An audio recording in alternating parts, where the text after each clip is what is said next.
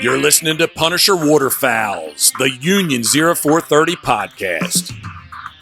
Brought to you by Real Geese Decoys, the most technologically advanced silhouette decoy on the market. First Light, the best hunting gear on the planet. Go farther, stay longer. And Ducklander Calls, tradition, education, and quality. Built to hunt. Punisher Waterfowl's The Refuge is presented by Quick Koys, the fastest deployable, most portable, lifelike motion decoy product ever invented for duck hunters. Hey everybody, this is Kyle Smock with Show Me Ducks, a proud sponsor of Punisher Waterfowl's The Refuge this March at the Toronto Sportsman Show. Come check us out in The Refuge to see the Deep Diver 2.0, the Ice Quacker, and the Mini Quacker. Hey everybody, welcome back to the Union 0430 podcast. This is episode 206, and it feels good to be back. This is going to be a normal episode, so if you watched a couple days ago, Craig, we did a live episode, which was, I don't know, we thought about it, and we said we're going to do it, and we had like 5 hours to pull it all together. Yeah, it was pretty quick. It was pretty quick, but now it feels good. This is being recorded. And so it's going to be back to normal. So welcome back. Like I said, episode 206. Got to thank our sponsors, Real Geese, First Light, and Ducklander Calls. Amazing people have been supporting us right from the start.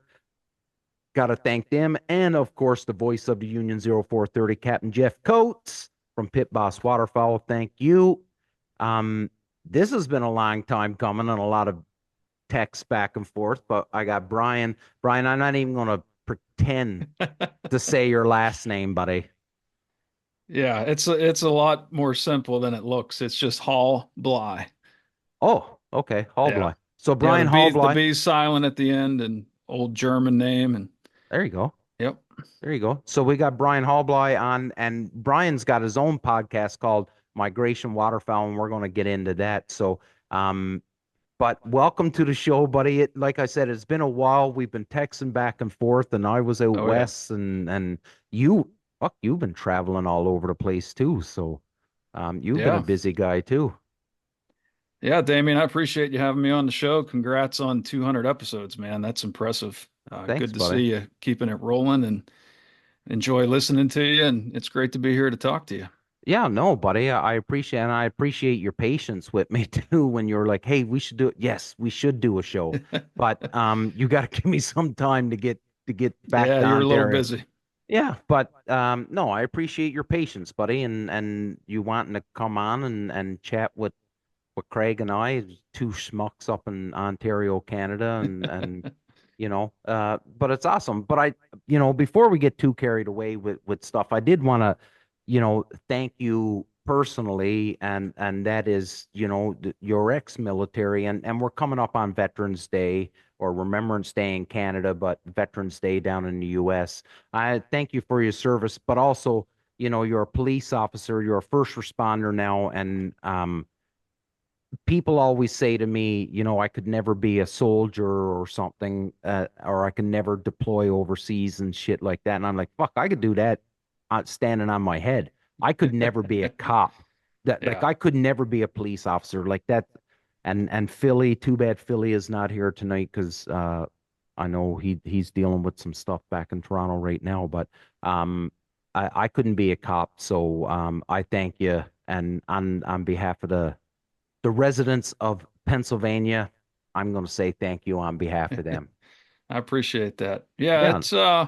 It's not too terrible. When I first got out of the military and went to the police academy, I took the first job I could get, which was in a kind of a not great part of town. So I only had to do that for about a year, and then got this really nice job in the suburbs / rural. I mean, there was about 15 family farms in this town when I started. They're all just about gone now with housing plans, but everybody still loves the police here except for handful of people, so it makes my job a lot easier. No, except for the regulars. Yeah. Right. Except for the fucking hippies. You can go ahead and say it, Brian, because you know who it is. You know who doesn't like the police. It's Kamala supporters. That's who doesn't like the Yeah. police. Yeah, they've had a real bad week down here, so maybe things will change a little bit. Oh shit, yeah. No, buddy. But that's awesome. Like I can't imagine um the the letting down your guard. And I know you never let it down completely, but Sure. going from being in a bad part of town to coming down to where it's a bunch of farmers and they all fucking Right. love you. Right. You know what I mean? Like it's gotta, and your wife and your family, they must feel a lot better too, right? Which Oh, is absolutely. yeah, Yeah, which is the main thing, right?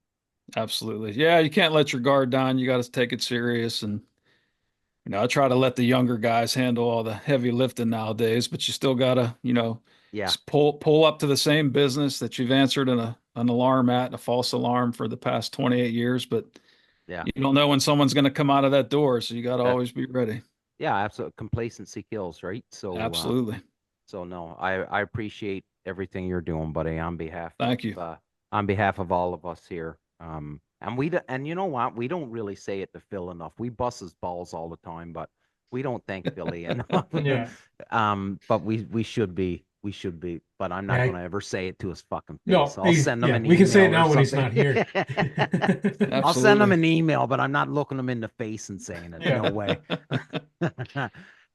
No, buddy, but with all that being said, I did want to talk about, you have your own podcast and, just listening to you and watching your social media feed and stuff like, and I don't want to take away from anything, but the one common theme that I see is that you are where sometimes I'll bring on some, big industry names. Hmm. Your theme is very grassroots. Like Yeah. your buddies, your friends that you hunt with, people that you can pick brains from different parts of the country and that you go on your travels and stuff like that. But you are a very, very grassroots. Um, and that's a good thing. I'm not saying that's a bad Sure. thing. I think it's a good thing. But how did a ex-military turned cop in small town Pennsylvania decide I'm going to do a podcast and it's going to be this theme? How did you get to that? Well, I guess we'll go all the way back to the beginning Yep. without boring the listeners too much. Back in the late 90s, I started freelance writing for some magazines back in the Okay. day before the internet, really showing my age there. Yeah. Back when people would still read things on paper, I would Yeah. write Yeah. articles and sold a bunch of articles to some different magazines and kind of just progressed through the outdoor industry, the media side of it, as we moved into the digital age. And then we were all doing digital blogs. And Yeah. then the podcast came along. I got involved with a podcast called Habitat Podcast, which mostly focuses around deer hunting and setting up your properties for deer hunting and planting food plots, things like that. Okay. But my love of waterfowl hunting has always been there. But raising two girls, living in Western Pennsylvania, which is not a major flyway, Yeah. we kind of didn't have great duck hunting until after Thanksgiving, after, Yeah. you get into December and January when the deer seasons are kind of winding down. So it was kind of a part-time deal for me. So now that my daughters are in college, my oldest is in med school now, Mm-hmm. and just found myself with a bunch of time with my wife being a teacher in the fall, and really started ramping up the waterfowl hunting again, and uh, just really lost a lot of, I shouldn't say lost a lot of knowledge, but just from not concentrating on it, I wanted to jump back in both feet. And like you said, start talking to these average guys and these grassroots type guys and Yeah. just figuring out, trying to pick up little tips here and there. And then it kind of just rolled into here we are, 6, 8 months later, That's still rolling with the podcast. that's awesome. And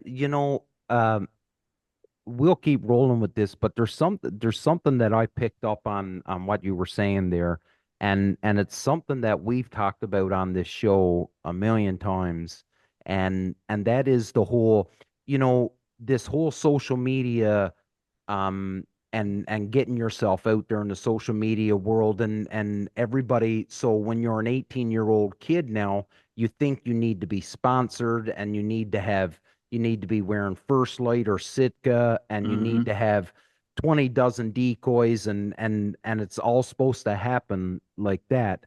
And you just laid out exactly what it is for 90% of the population right now. Well, listen, I love duck hunting, but hey, I had to move because of work. I had kids. My wife is working. Waterfowl sort of had to take a back burner for a couple of different reasons, whatever. But now I'm at the I'm maturing, as instead of saying that we're getting friggin' old, but um but you're getting to the point in life now where you're empty nesters, the kids are out, you've got a little bit more time on your hands, you've got a little bit more uh expendable money, and Sure. now you're able to get back into, the thing that you really loved, and that's what I picked out of that. And that is, I want to say, because it's an important message for anybody that's younger, and when they look at fellows like you, Brian, and all these people that are around, you're going, man, they got her made. Look at the boat they Right. got. Right. Look at the duck spread they got. Look at the calls. Look at the guns. Look at the clothes. Hey, that don't happen overnight. No, absolutely not. No, you got to put your time in and you know, let it let it grow organically. Take your Yeah. time, make mistakes. I think that's the best teacher is getting out there and learning on your own instead of trying to copy everybody and like you said, trying to rush it too Yeah. far along. So that's a great point. And even Craig, like, and Craig, I'm not going to steal your thunder. You can jump in here, but like, Craig is a not a new waterfowl hunter, but you do a lot of your stuff on your own, Craig. Like, you Yeah. don't have a mentor that showed you everything, or grew up where someone showed you everything, and like, you're picking away at it on your own, and now you're going to introduce your son who just got his license. Yeah. Yeah. And I think like all like you start like you were saying, we all kind of go through those cycles, right? Like I grew up waterfowl hunting and like I grew up waterfowl hunting with my dad and my brother-in-law, who's a fair bit older than me. So I grew up with it. But like I've said on here before, it wasn't, we had, one or two spots we went to. We had a couple handful of decoys that we just literally threw out into the water. There was no strategies, no scouting or anything like that, right? So Yeah. I didn't get into those sort of pieces until an adult. But I went through those cycles where did it all the time as a kid, went away to college, never really got a chance, got out of college, got back to hunting a little bit more, Yeah. get older, got kids, you stop hunting as much. And then as they get older and you don't have to be around every morning, you get into that uptick sort of cycle, right? Where you're doing it more. But yeah, it's like even though I've been waterfowl hunting since I was 15, it's still, I consider myself fairly casual newbie type hunter where it's just I'm still trying to learn all those strategies and scouting properly and just what you're doing decoy wise and all that sort of stuff, right? I did want to, and I'm not trying to steal your thunder or anything, Brian. I'm going to get back to you on some questions here, but Sure. I wanted to bring this up because I've been thinking about it the last couple days, and Craig, I think I told you, just through text when we were chatting back and forth in our group chat, um, but I had spent 2 months out west, and I know some of you are rolling your eyes. Oh, here we go, another story about out west. Um, but I'm going to tell you, everybody, you meet everybody, and everybody's passionate about hunting waterfowl, right? And some people, oh, I'm crazy for it, and I love it and stuff like that. Great. I had spent 2 months out west with some of the most passionate waterfowl hunters that you'll know. And I mean, and the reason why I say they're passionate is because they love it for what it is, and that is seeing the birds work, hopefully shooting some, but they're paying a premium dollar to come do that too, right? So that tells me that they're passionate. They're taking, and these are not all millionaires that are coming out. These are regular Joes that got to save up their money all season long in order to do this, or all year long. But you know what I noticed out there? If you were to talk to any of those guys and you drop names of brands and names of like big names of people like Goose Collars or this here, they have no idea who the hell you're talking about. They could care less. They could care less if they were wearing a potato sack on their back as opposed to a Sitka jacket or a First Light jacket. They just didn't care. They honestly loved it for what it was, and that was just get out, see the birds work, hopefully shoot a few, but come back to the lodge and have some drinks, have a good meal, and shoot the shit with their buddies. Like it was fucking amazing. I would try to drop names. I'm like, oh, I know this guy in fucking South Carolina or wherever they were from. Yeah, I don't know, never heard of him. I'm like, what? You know what I mean? And I'm just like, how do you not know who this is? And then Yeah. it just dawned on me. I'm like, they really don't care. Right. It's different, so different than the space that we're used to right now, right? With Yeah. just everybody just talking about everybody all the time. Yeah. And like they really did not care.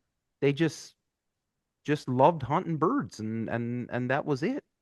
The only thing I will say that most people you could get them talking about was the brand of shotgun. Anything else, they could care less, but people had their choice of shotguns. And you really weren't gonna change their mind on that either. But I won't throw that out because Philly gets mad at me when I talk about it.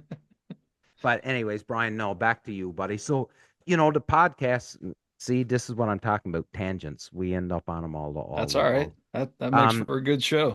But anyway, so you're about 8 months into your podcast career now, but writing, freelance writing, vlogs, blogs, all that stuff. And so my question to you is now, what do you enjoy? What's the most fun? Was it when you were writing articles that were going in magazines? Was it the blogging or vlogging, whatever it was that you done, or is it the podcast? Like what's your favorite medium to get out to people? That's a tough one. If I had to pick, I think the podcast with the technology of the video Yeah. meetings nowadays, you not only get to talk to so many different people from around the world, but you get to do it face to face, literally. And Yeah. you get an instant connection with that, I think. And that's one of the things that I really enjoy. That's the first thing I say anytime anybody asks me, what's the best part about that doing podcasts? It's the people. It's Yeah. 100% the people you meet. And it's like before the hour show's over, they're inviting you out to their house. You're going on duck hunts with them. And it's like you've known each other your whole life. It's just really special.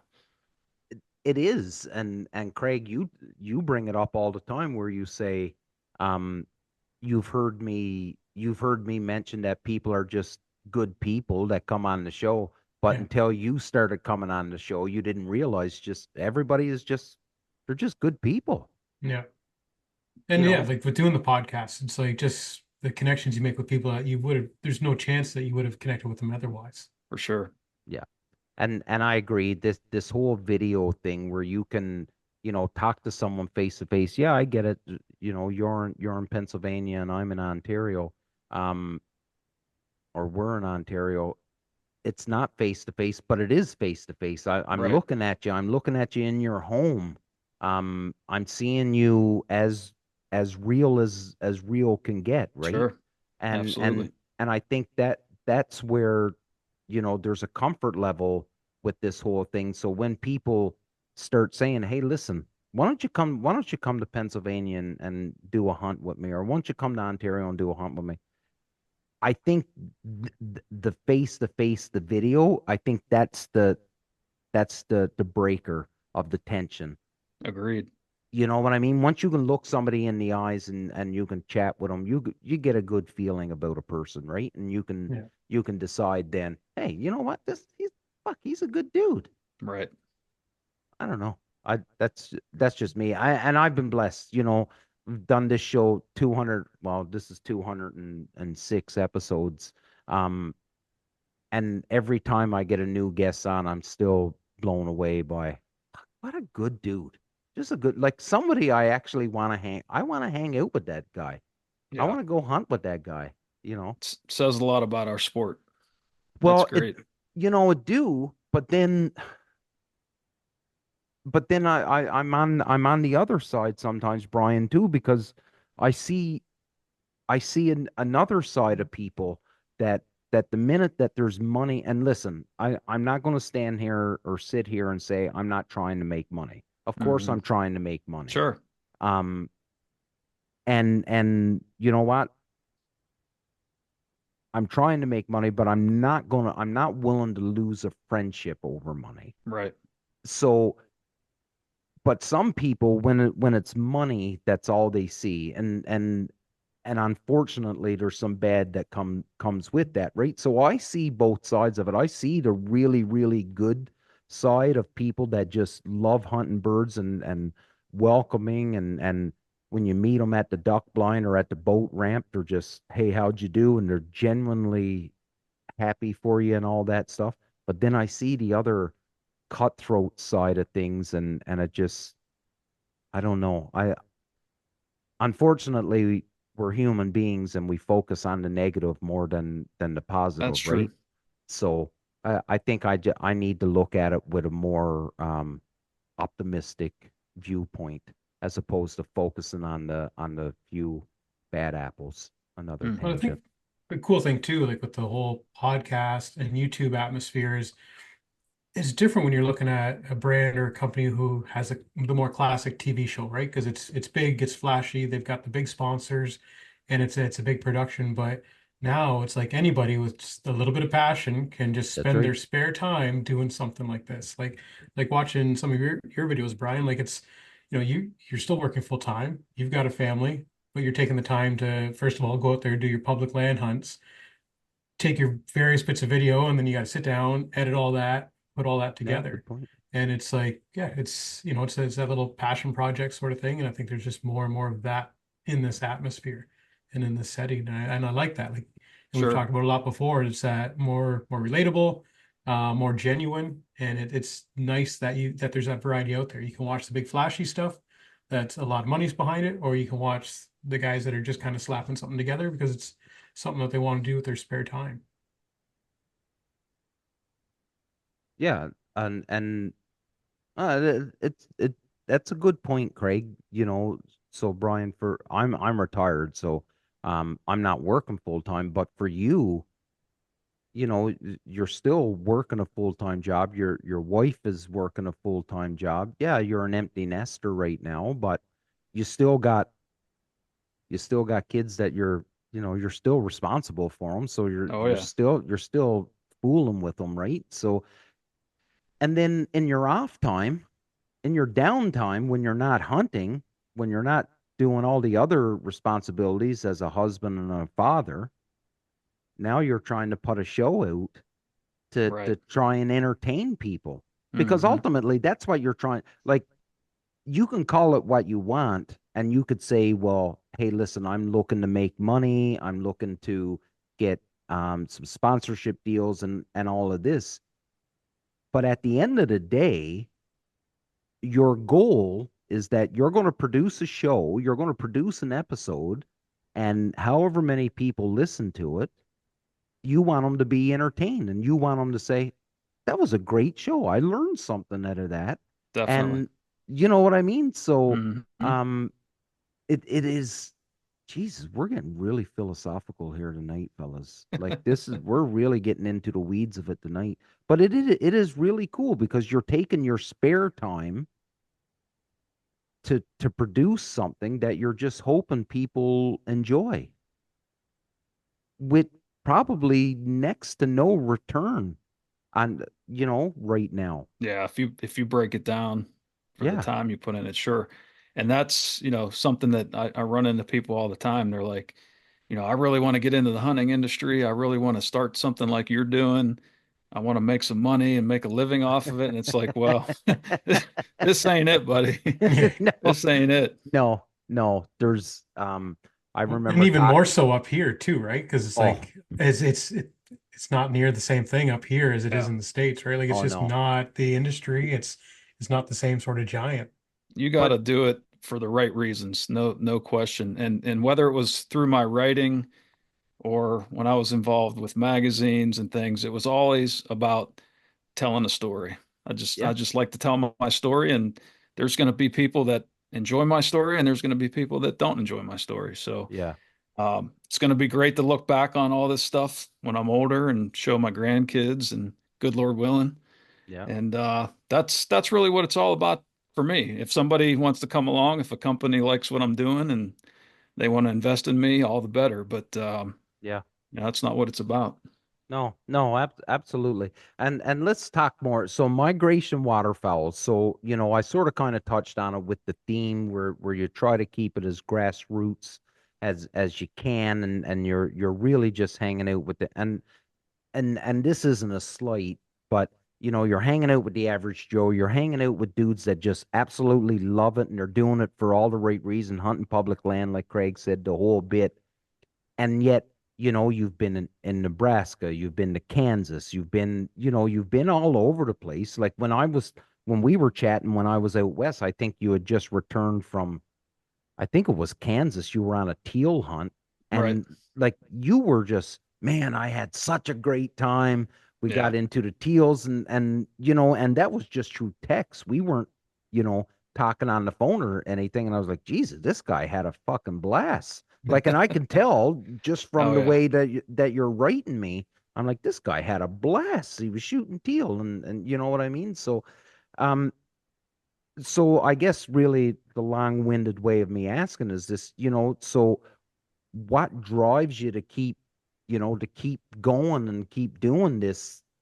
I get the hunting because you love it, but yet you've got to still sit down, edit it. You've got to put it out on social media. You got to answer all the messages. You got to find the Hmm. next hunt, all that. What keeps you going?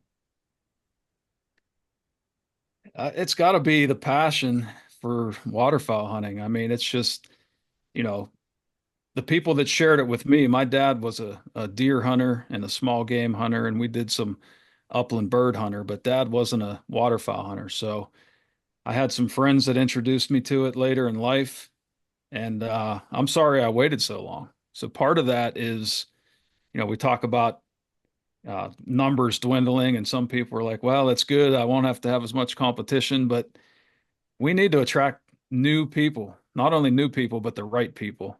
And I think by putting a good message out there, not only showing people how much fun it is, but trying to show them the right way, even Mhm. if I only reach one person and I change their life, that Yeah. that waterfowl has changed my life, then it's all worth it.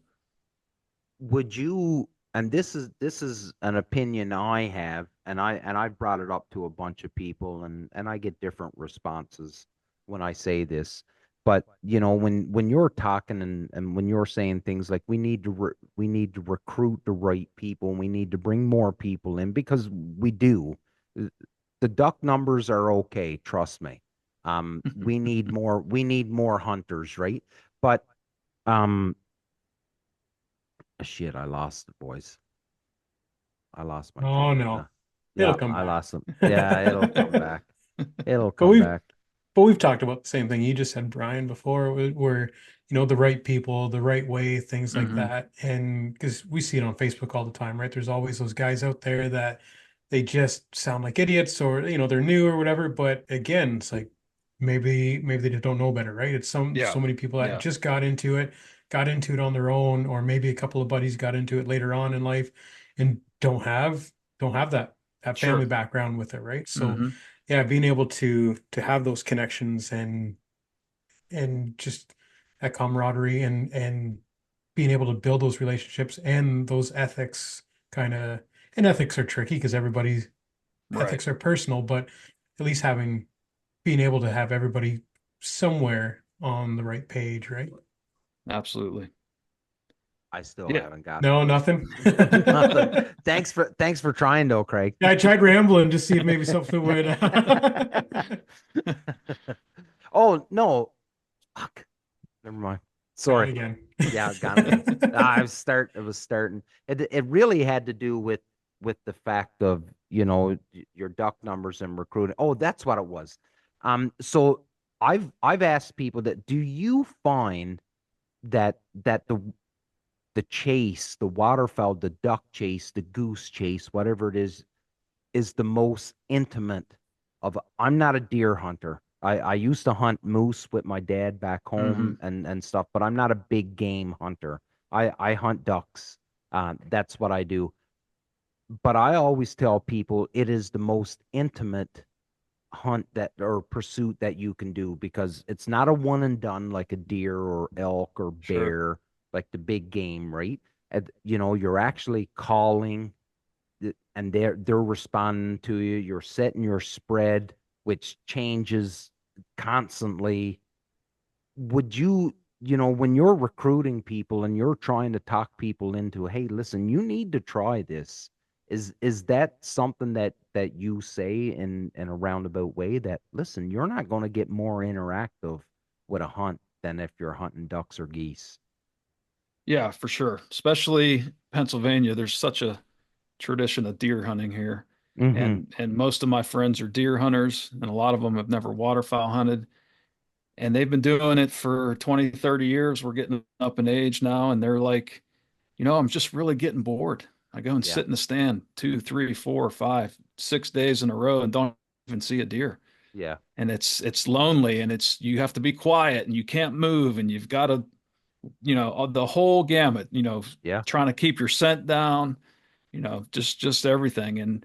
And you try to explain to them that experience, like you said, about just being completely fully active. Now, of course, you're going to have days, especially Yeah. in Pennsylvania, where you're going to go out and not see a duck.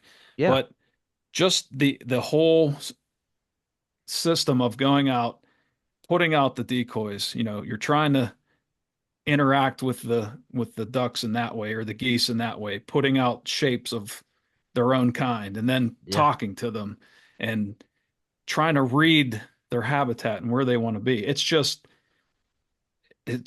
an interactive experience that can really change your philosophy on how you view everything in the outdoors. But the other thing is that what I say, this is what I've seen and this is what works, will totally differ from what you've seen and what you think works. Sure. That's the beauty of it. Like, if you're not learning every time you go out on a hunt, then you're totally missing out on such an important aspect, because I every time I go out, I learn something from somebody else. And Right. that could be the hide, that could be the placement of decoys, that could be where I park the truck. That there's so many different aspects of the hunt that can contribute to success, that I'm learning all the time. So I don't know, man. It is just, and it's a very social hunting.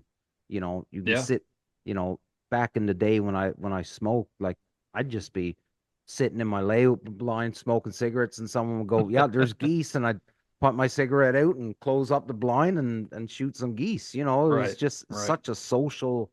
Uh, it was hanging out with your buddies, but you get to shoot some birds. Yeah. Well, and that satisfaction and validation you get too, like when even the smallest bit of success and whatever that success may look like, right? Like whether it's, you've been trying to scout and you finally find that spot, or you finally get that permission, or that one spot that you found and now you got your first few ducks in there. Like no matter what level of success, it's just that satisfaction knowing that you've learned along the way and you put it together and something worked right too. And then that goes with all hunting too, but Right. yeah, it's like just all the stages of waterfowl hunting when something comes together good for you, and it's you have that success. Like nothing beats that. Well, and you get a little chip on your shoulder too, right? Like, You're Yeah. walking, the hunt is over, and you're like, "Yeah, I did it. I did it all by me." And listen, like, I don't care how many birds you've shot over your career. But if you try something new one morning and it works, you've got a little pop in your step. Oh yeah. Yeah, that worked. I'm gonna hide that one. No one's gonna know about that little trick. Do you know what I mean? Like you do. You get a little pop in your step because you get it. It starts all over again. You're excited again, and well, I tried this, and it's like your first time going out again, and Hmm. it just keeps recirculating, and it's like it's a never ending high, really, because it's just success. Hey, listen. I'm not gonna lie. There's a lot of failures too. There's a lot of days, and Ontario is not much different than Pennsylvania, Oh yeah. Brian, when it comes to the flyway. Yeah. And you'll spend a lot of days here and not see a duck too. But and there's failures. There's days when you'll come home with nothing. But boy, those days when it comes together, man, they're special. Sweet. And when Oh, you can tie that in with the social aspect too, right? Like you said, you that little pop in your step from making the right decision and trying that one thing and it working out. And now if you're out with a group of friends, it's like that's that successful hunt you've had or that successful decision you made, you get to share that versus it's like, sitting out in a ground blind somewhere, you get that deer and you look around, you're by yourself and you text your wife and she doesn't give a shit, right? She's like, yeah, good for you, buddy. But yeah, it's like when yeah. you're out with, Well done, little buddy. Are you coming home now? yeah. Yeah, exactly. Brian, But yeah, but sharing all those things is a key part. I did want to touch on the fact, and I've brought it up where you've traveled around a fair bit, hunting and stuff. And it's sort of kind of, I alluded to it there on the last topic where I say, everybody is different. Everybody Hmm. attacks it a little differently, sets up the whole bit. And you've been, all over the States lately. Like what's some of the stuff, like are you learning lots, like from Kansas to Nebraska to Pennsylvania? Like are you learning all kinds of new tricks that you're able to put in your own toolbox Yeah, to for yeah, sure. yeah. Absolutely. Yeah. We don't have a early teal season here in PA, so that was a whole new experience for me to hunt Okay. teal and that Yeah. type of that time of year. Obviously, it's earlier and warmer. They behave completely different than big ducks, and Mm-hmm. just to watch how those guys set up for them and called to them and how we hid for them. It was all just, it was like a free classroom out there that I got to sit and learn every day. So for sure. Yeah, you pick up tips along the way. And for what, 15 minutes of shooting, right? For teal when in early season, because you don't have a big window to hunt teal and Right. during that early season, right? So For um the most part. yeah, I don't know what it's like where you were, but talking to the fellas that do, that are down in Texas for Texas teal and stuff like that, half hour max. All Yeah, that work goes in for an half hour of shooting, and all right, time to pack up and we'll come back again tomorrow, right? Like sure. you got to be crazy to do it. And that's just You're because that's just their flight time. Like you only get yeah, about a half hour of them yeah, moving. you get Oh, yeah. okay. Now some places are different, obviously, but yeah, like you get it's same thing with wood ducks, like, Yeah. and that's the other thing, right? Like you would get wood ducks down in PA, right? Oh yeah. Yeah. Yeah, Lots of so wood ducks around. like a lot of the Americans I talked to this fall, right? Like they have no idea what a wood duck looks like because they just don't get them. And I'm like, well, you got about 20 minutes of flight time for wood Hmm. ducks, and if you don't get them within that 20 minutes, you're done. Just that's it. They come in first light, do their bit, and then that's it. So, um, but it's cool, when you're again you're traveling around Nebraska at teal and Pennsylvania in your home state and trying to figure out the hard part is you're in a state with not a very defined flyway. So right off the bat you're at a disadvantage because it's Sure. already harder to get the birds, right? Because you're not in Mississippi or Arkansas or Louisiana where birds are just coming through, or Texas, you know what I mean? Um, you're on the East Coast. Um, not a huge flyway. So now you've got to get even more creative, work even harder to get after the birds. Um, so I personally, I just think your travels around and being able to pick up from this guy and that guy or this girl or whatever, it just it just help you become a better hunter, really. Yeah, it's priceless for sure. You know, that's just what I'm thinking. But so now you've traveled around and you know what? Like Kansas is a good duck hunting state, but Nebraska, like I never thought Nebraska would be like a huge uh place to go. Like not somewhere where I would have thought to go duck hunting. Yeah.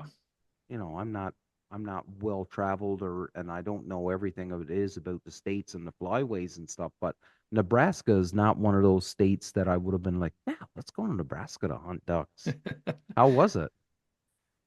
Well, they'd probably want me not to say too much and keep it that way, but Well, yeah, I get it. that's part of the Central Flyway there, and Nebraska's littered with prairie potholes, and even up in the sandhills to the north, Yeah, lots of good habitat for those migrating ducks, and they have a lot of them. yeah, That's the beauty of the Central Flyway.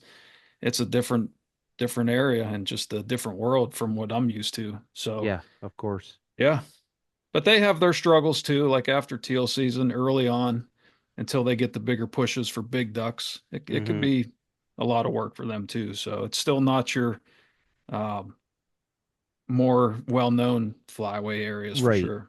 right. And I don't know about Nebraska, but I know Saskatchewan and Alberta, you know, was extremely dry this year. So a lot of birds just the numbers are still there. They're just flying over, right? Like they're not even Yeah, stopping and just continuing on down south, right? So if Nebraska is holding water, then yeah, it would be. But right. anyways, we're not advocating for everybody to start swarming Nebraska or anything like that. But that's the one cool thing that I've learned about this show is states that I wouldn't, because all I ever hear about is, well, Missouri, Kansas, Hmm. Arkansas, Louisiana, Right. and then you got the Chesapeake for divers and stuff Hmm. like that. But I can remember learning about California, and Craig and I were talking about it before we even got on the show here tonight. And this is a stat I heard this fall, but I think was way it was said to me is that California sells more duck stamps than any other state in the United States, Hmm. more so than Arkansas, which Yeah. blew my mind. But then they explained it to me. They were like, California is huge. Yeah. Like it is a huge state, and it borders a ton of other states, and the Hmm. duck hunting is amazing. Yeah. Yeah. And That that's what Pacific Flyway's something special from what I hear. Oh, buddy. And just the different birds, right? Like, could you Hmm. imagine seeing cinnamon teal? Could you imagine? That'd be I amazing. would lose my mind, honest, if I shot a cinnamon teal, just to be able to For see it. sure. But then, you know, we're out west, and the boys got into the spoonies one day, and they're like, "Ugh, spoonie," and I'm like, I would lose my mind if I shot a spoonie, and they were like, "What?"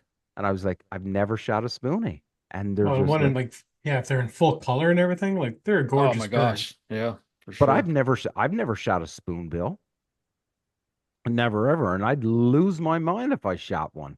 And the guys, like from Louisiana and stuff, they're like, buddy, all you got to do is think about shooting a spoonbill and it'll die. They're the dumbest duck ever, and I'm like, well, I don't know. But yeah, man, like Brian,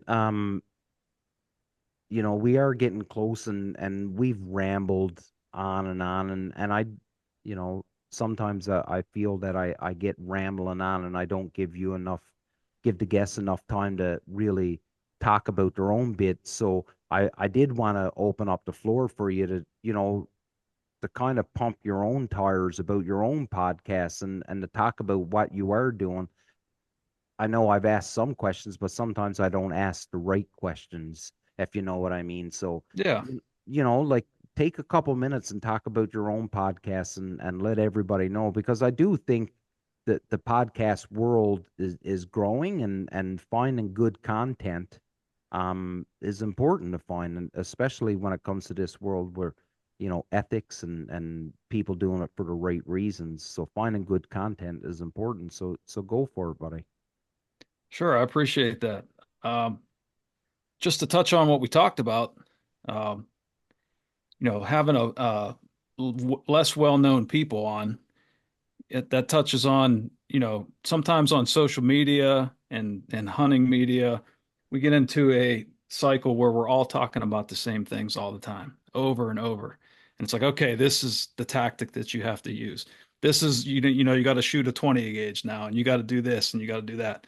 But when you break away from that and start to talk to the average Joe, maybe some old timers like you mentioned that don't even pay attention to social media, Yeah. you start to pick up those tips and little golden nuggets that nobody's talking about, because we all seem to kind of, I don't want to say copy each other, because I don't think people are trying to purposely do that, but you get in these cycles during the season or the off season. It just seems like everybody's talking about the same 5, 10 different things. So that's what we're trying to do. We're trying to do something a little bit different.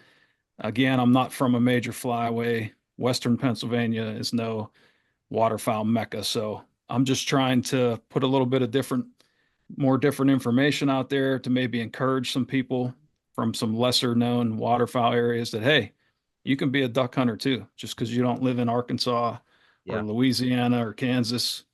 Give it a shot. I mean, there's things that you can learn from me, from your show, some of our other friends.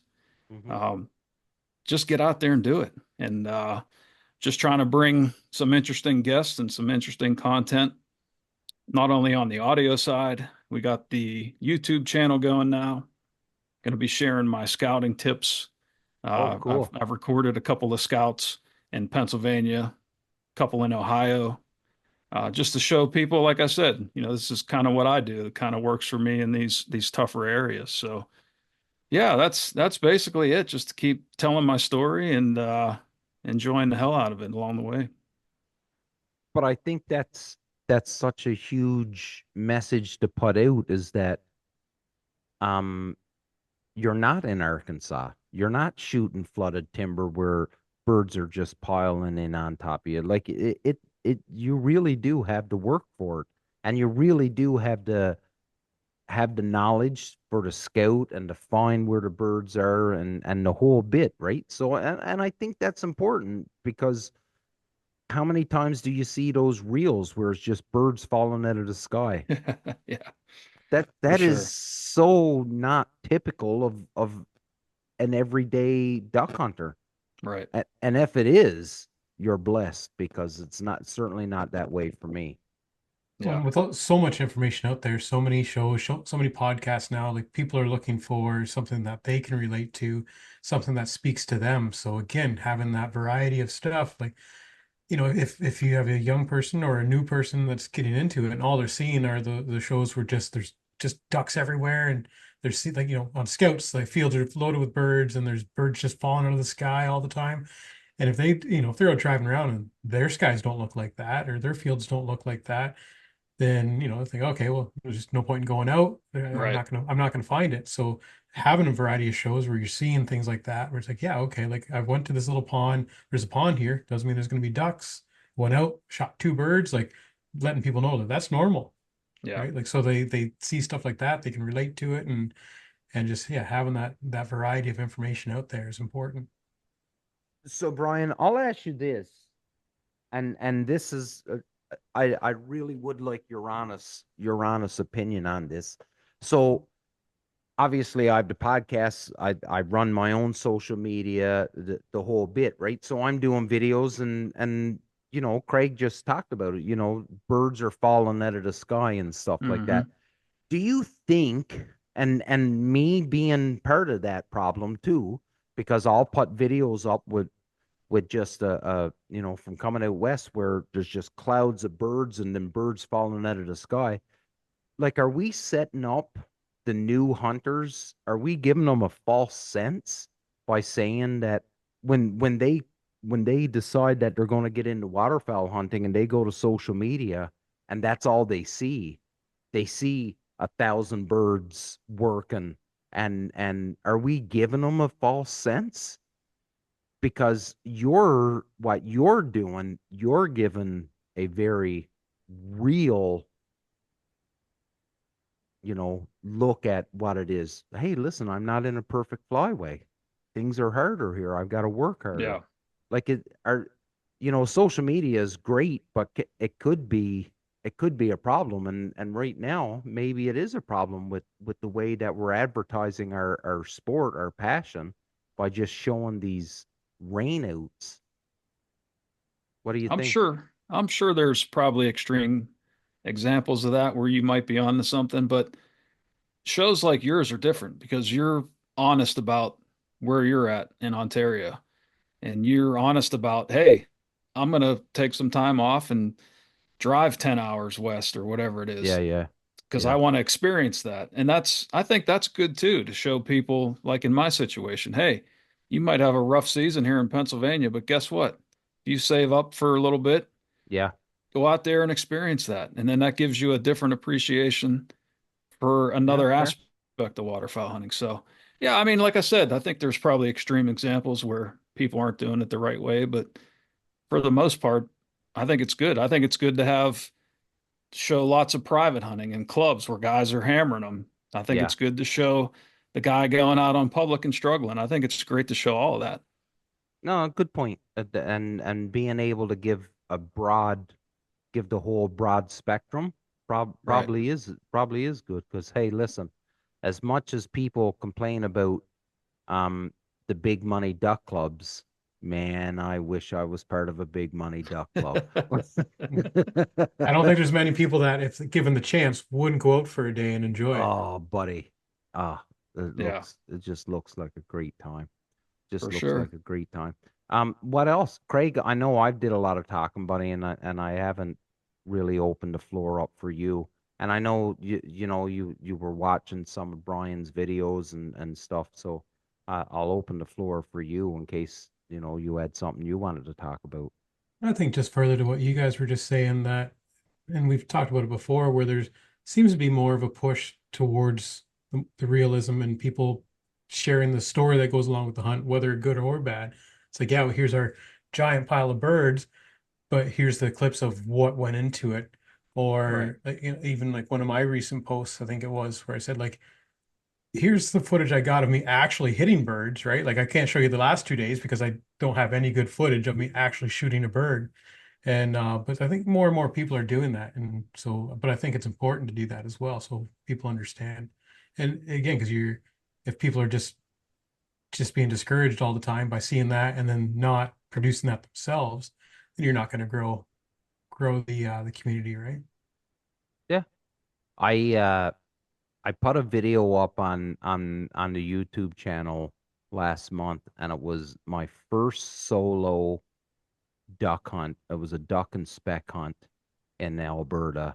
My first one by myself in Alberta. And I'm telling you, like I had so many birds, like it was stupid. And I just set the GoPro up and and I made this video for YouTube. I could have easily edited out all the birds that I missed, but when the birds worked for me, I thought it was cool. It looked good. The birds worked, the spread worked and stuff, but I just missed on the birds. And the people that wrote and commented and said, I've never seen such shitty shooting before. And I'm just like, if that's all you're taking out of this video, because I could have taken the shitty shooting out. I Sure. want to show you the birds working and how they worked and how they just dropped from the heavens because they wanted into this spot so bad. The scout was solid. Do you know what I mean? The shooting was shit, but the scout was solid. And people are just, that was horrible. How did you miss that? Well, I fucking missed it. The proof is right there. The video is there. I fucking straight up missed it, and I shouldn't have missed, but I did. You know what I mean? And I I try to keep it just like Brian, just like you, Craig, and just like Mark and Phil and all of our friends. You try to keep it as real as possible. Um, yeah, maybe you open yourself up for a little bit of criticism here and there, Oh yeah. but like I just I think of the 16-year-old kid, right? Because I've seen it so many times. That kid come on a Facebook group or something and ask for help identifying a duck. And listen, I'm no expert, but at the beginning of the season, buddy, there's times I've got to really look at a bird. Uh, they're all brown ducks at the beginning of the season, and in flight, there's times that I know it's a duck. I don't know what duck it is. Sure.